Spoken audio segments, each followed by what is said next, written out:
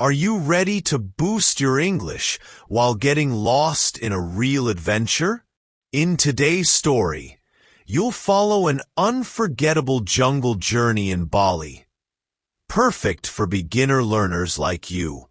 With simple grammar, exciting action, and useful vocabulary, this story will help you speak English more naturally without even thinking about it.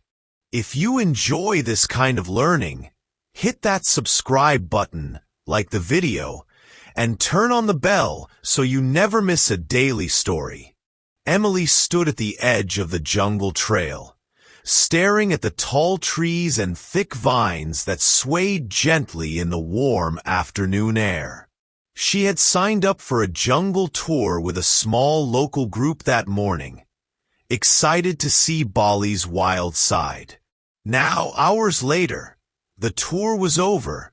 The guide had led the group safely back to the parking lot, and everyone had returned to their hotels. Everyone except Emily. She had stopped for just a moment to take one last picture of the monkeys swinging above her. The sound of the leaves, the golden light through the trees. It was perfect. But when she turned around, the group was gone. At first, she wasn't worried. She could still hear voices, footsteps, and the echo of laughter. She followed what she thought was the main path. But after a few minutes, the trail split in two. One way went uphill, and the other dipped into a darker part of the forest. Emily paused. Then she chose the downhill path. The deeper she walked, the quieter it became. Birds still sang, and insects buzzed, but there were no human voices now. She walked for several more minutes, but the path didn't take her to the exit.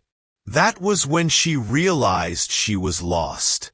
She stopped walking and looked around.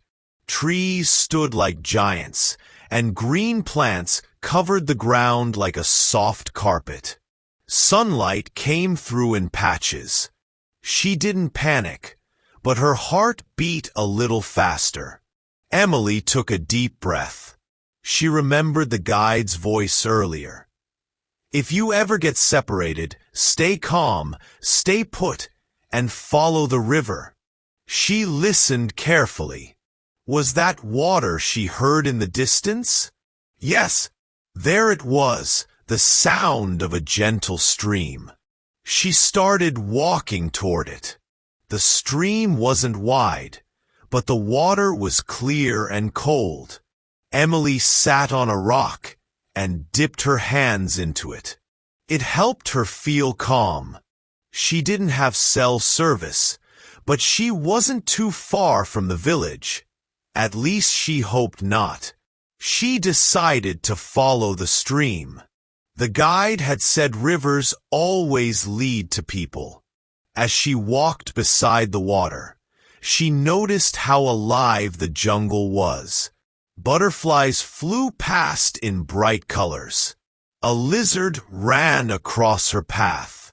The trees smelled earthy and fresh, and sometimes she had to duck under hanging vines. After a while, she began to feel tired. She hadn't brought food, only a small bottle of water. She took a sip, then kept going. The sun was now lower in the sky. Golden light poured through the trees, but shadows grew longer. Emily looked up. The forest canopy was thick, and it made everything feel darker than it really was. She reminded herself to stay calm. Then something caught her eye. A piece of red cloth was hanging from a low branch. It looked like part of the tour group's flag. The guide had carried it in the morning so no one would get lost. Hope sparked in Emily's chest. She walked faster now, eyes sharp. Soon, she saw another clue. A footprint in the soft mud near the stream. She was on the right track. The forest floor changed beneath her feet. It went from soft dirt to stone. The stream grew wider, and the air smelled of smoke, just a little. Maybe someone had made a fire nearby? Emily listened again. A dog barked in the distance. She wasn't alone anymore. The sound gave her energy. She picked up her pace and followed the curve of the stream. Then she heard voices. Real voices. Human voices. She turned a corner and saw a small wooden bridge. Two kids were sitting by the water, fishing with long bamboo rods. A woman stood nearby, washing vegetables in the river. Emily stepped forward, waving both hands. The woman saw her and smiled warmly. She spoke in Baisa, and Emily pointed behind her and said, "I got lost in the forest."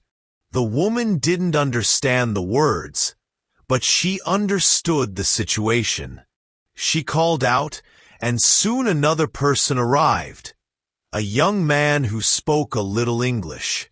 "You come from Tor?" he asked. "Yes," Emily said. "I got separated." He nodded and smiled. "You are lucky. Forest is big." He walked her up a narrow path to a small road where a scooter waited. He gave her a helmet, and soon they were riding toward the village. Emily held tightly as the scooter zipped through green hills, past rice fields, and under tall palm trees. The wind felt amazing. The sky was turning orange and pink. When they reached the village, she saw her tour guide standing by the gate, speaking into a phone. His face changed the second he saw her. He ran up and gave her a quick hug. "You okay?" he asked, breathless. "Yes," she said. "Just tired. Very sorry. We count wrong. Thought you left early." Emily smiled. "It's okay.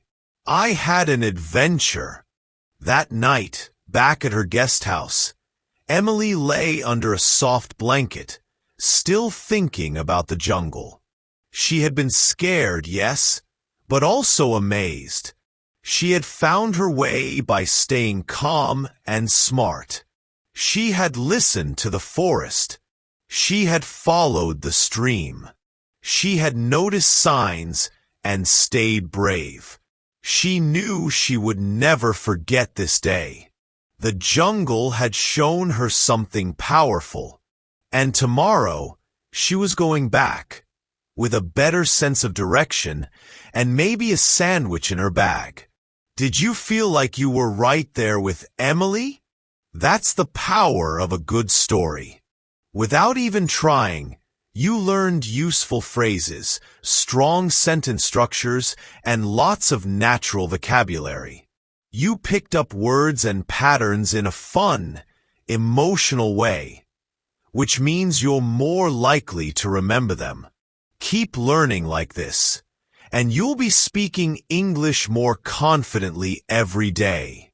If this story helped you and you enjoyed the adventure, don't forget to give it a like, subscribe to our channel, and turn on the bell so you never miss a daily story.